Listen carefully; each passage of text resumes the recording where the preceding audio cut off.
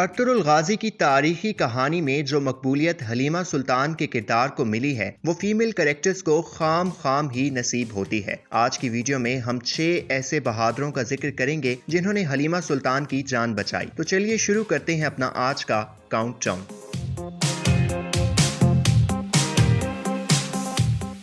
Number 6, Abdul Rahman गाजी।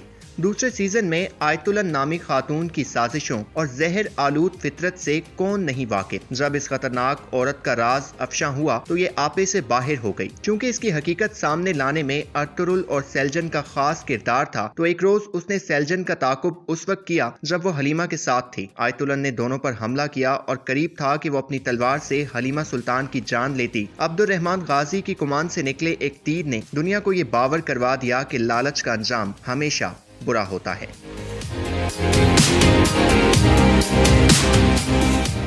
Number 5, सुंगर तिकिन। नाजरीन, Ertugrul गाजी के दूसरे सीजन में एक मकाम ऐसा भी आता है जब अर्तुगरुल हलीमा सुल्तान को दिल्ली तमीर के साथ सुल्तान अलाउद्दीन के पास कुछ अहम दस्तावेजात देकर भेजते हैं। रास्ते में नोयान का खास सिपाही तंगूत उनका पीछा करता है और एक मकाम कारवां सराय में उनसे वो दस्तावेजात जबरन हासिल करने में कामयाब भी हो जाता है। लेकिन हलीमा सुल्तान मुमकिना खतरे को भांपते हुए पहले ही एक नकल हाथ से तैयार कर चुकी थी। तंगूत यहीं पर बस नहीं करता बल्कि अर्तुगरुल को अजियत देने के लिए हलीमा को अगवा करने के इरादे से अगले रोज उनका ताकुब करता है और एक मकाम पर जब वो दिल्ली तमीर और हलीमा को पकड़ने में कामयाब हो जाता है तो अपने सिपाही से कहता है कि दिल्ली तमीर को मार दो और इस लड़की को अपने साथ ले चलो। नोयान इसे देखकर बहुत खुश होगा। एन उस वक्त सुंगर तिकिन की शानदार एंट्री होती है और वो हलीमा सुल्तान और दिल्ली तमीर को बचा लेते हैं, जबकि तंगूत वहां से भागने पर मजबूर हो जाता है।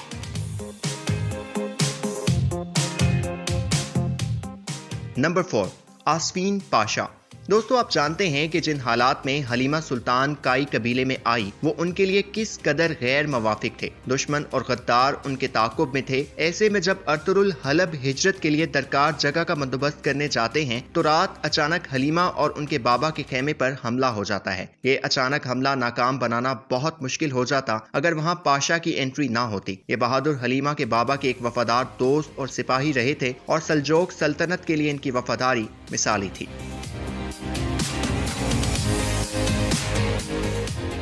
Number 3, Aliyar bag.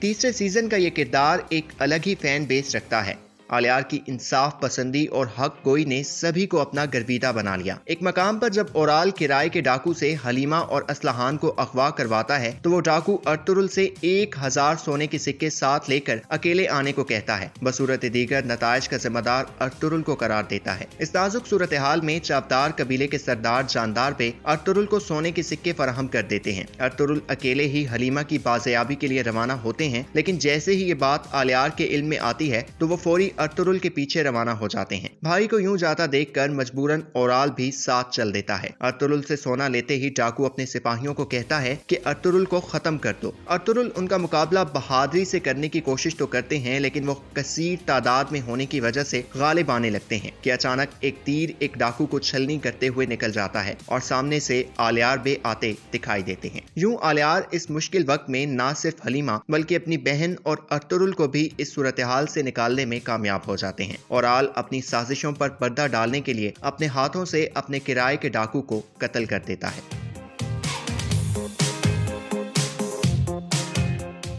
Number 2, Haima खातून। पहले सीजन में सेल्जन को हलीमा अपनी बहन गोकची की खुशियों में रुकावट नजर आती थी, क्योंकि गोकची अर्तुगरुल से मोहब्बत करती थी, जबकि अर्तुगरुल की आंखों में हलीमा के लिए मोहब्बत सब देख सकते थे। इन हालात में जब हलीमा सुल्तान और उनके खानदान को हासिल करने के लिए करातोईगर गुंदोकदू को अगवा कर लेता है तो सेल्जन खातून आपे से बाहर हो जाती हैं। एन उस वक्त जब हलीमा अपने खेमे में अकेली थी तो सेल्जन चंद लोगों को मुश्तइल करके अपने साथ लेकर आगे बढ़ती हैं और हलीमा को कबीले पर टूटने वाली आफात का जिम्मेदार करार देते हुए उनके खेमे पर पथराव शुरू करके हलीमा को बाहर आने को कहती हैं। करीब था कि गम गुस्से का शिकार ये हजूम हलीमा को नुकसान पहुंचाता। हाइमा खातून वहां पहुंचकर सबको उनकी रिवायात याद दिलाकर शर्म करने को कहती हैं और डरी सहमी हलीमा को अपने साथ अपने खेमे में ले जाती हैं।